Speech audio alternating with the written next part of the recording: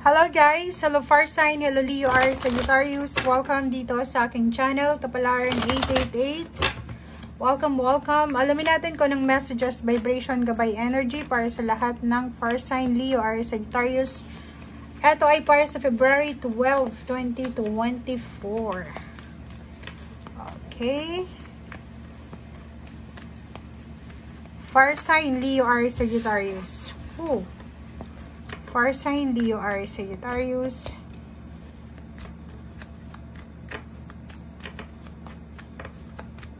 Far Sign Leo R. Sagittarius. Okay.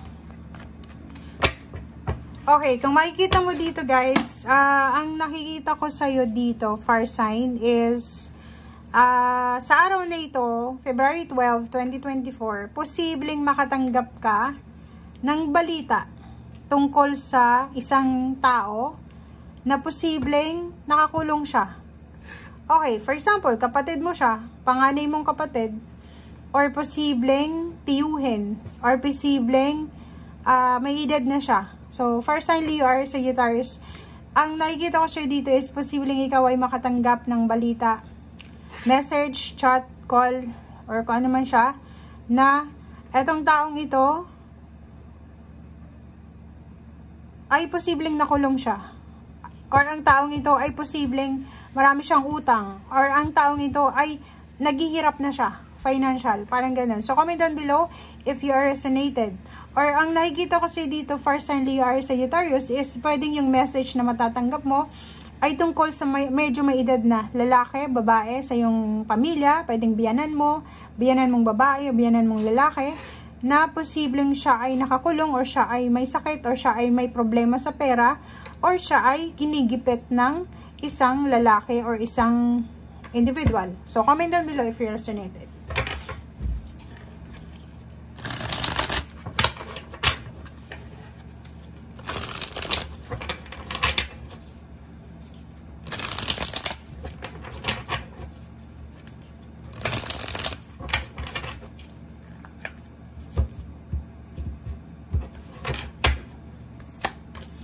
Okay, first card, second card.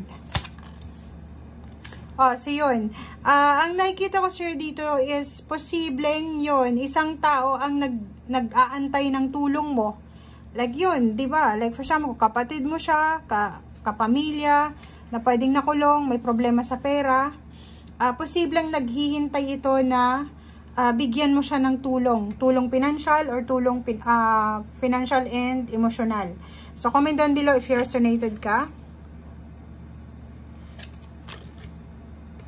Okay. So, nakikita ko sir dito na posibleng panghihinaan ka ng loob sa ngayon dahil siguro wala kang namang maibigay sa kanya. Financially, wala kang mai-offer sa kanya na financial help. If ever man na may taong gustong humingi ng tulong sa'yo. Emotional, ganun din. Kasi pwedeng masama ang loob mo sa taong ito. So, parang wala ka naman na maitutulong sa kanya, financial or emotional. Okay, yung iba naman sa inyo dito, Far Sign Leo R. Sagittarius, masyado kayong nakafocus sa nararamdaman nyo, sa emotional nyo, sa nangyari sa nakaraan. May iba sa inyo dito na Far Sign na hindi makamove on dahil sa mga pag-aaway sa nakaraan, or pamilya, relationship, kapitbahay, relatives, or kung sino man siya. Nasaktan ka, nakasakit ka. So, parang ang nakikita natin dito is sinasabi ng baraha sa'yo na ikaw siguro yung may kailangan financial or emotional, pero ayaw mong lumapit kasi wala, yung focus mo is yung pain mo na nararamdaman, and ayaw mo nang makipag-communicate sa taong ito. Okay, so kung makikita mo dito yung Empress and then King of Wands, sinasabi sa'yo dito, Far Sign Leo R. Sagittarius, na posibleng may paparating na pera, posibleng may paparating na emotional happiness, emotional support, may new beginnings dito, may mga magsisimula, like for example, magsisimula ng bagong pamilya, kailangan ka siguro ng anak mo, or nakikita natin dito na posibleng yung anak mo or miyembro ng pamilya mo etong nangangailangan ng pera or ikaw ang nangangailangan ng pera. So, may balance dito na pwedeng makatulong ka pero hindi ka makatulong. Alam mo yung complicated yung baraha mo dito. So, nakikita natin dito guys na mas ma-appreciate mo sa araw na ito na mag-save ng pera. Mas ma-appreciate mo sa araw na ito na maging masaya, maging kalmado lang sa buhay. Ma-appreciate mo yung pagiging masipag, pagsisave ng pera, ma-appreciate mo yung pagkakaroon ng kompletong pamilya. Okay, so nakikita ko rin sa'yo dito na if ever man na may mga fire sign Leo, Aries, Sagittarius dito na bagong pasok sa trabaho or bagong simula sa kanilang bagong business, posibleng may celebration silang magaganap kasi siguro yung first day or first month ng income ng business nila ay sobrang napakataas ng revenue, parang ganon.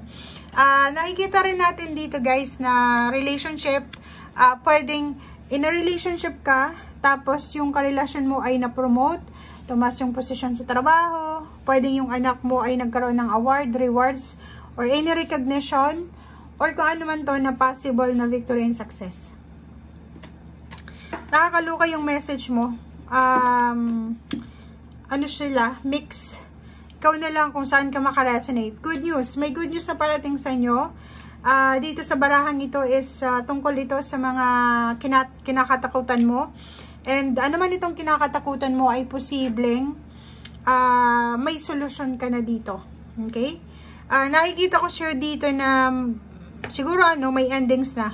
Nakikita natin dito na yung kinakatakutan mo na relationship or yung mga issues sa family mo ay posibleng ma-resolve mo na siya sa araw na ito. Or ang good news dito is yung mga problema mo pinansyal, problema emosyonal ay posibleng ma-resolve mo na siya sa araw na ito. O, diba? Masaya na. Nakakaloka yung message mo. Alam mo yung mensahe dito, pwedeng yung iba maka-resonate dito, hindi dito, dito, dito, parang gano'n. So, ang dasal naman na to is nagsasabi sa'yo na ano man ang pinagdadaanan mo sa ngayon. Like for example, yun, may problema ka sa pera, may problema ka sa kung ano pa man, sa relationship, may problema ka sa boss mo, sa gobyerno, or kung ano pa man. Sinasabi ng baraha na malapit nang matapos ito or ma-overcome mo to, magkakaroon ulit ng peace and harmony sa buhay mo, magiging positive ulit ang pananaw mo sa buhay, yung mindset mo, and makakalabas ka dyan sa situation na yan. Okay? So, thank you for watching. I hope na kung saan ka dito makaresonate kasi sobrang mix ng messages na binibigay ng universe sa atin.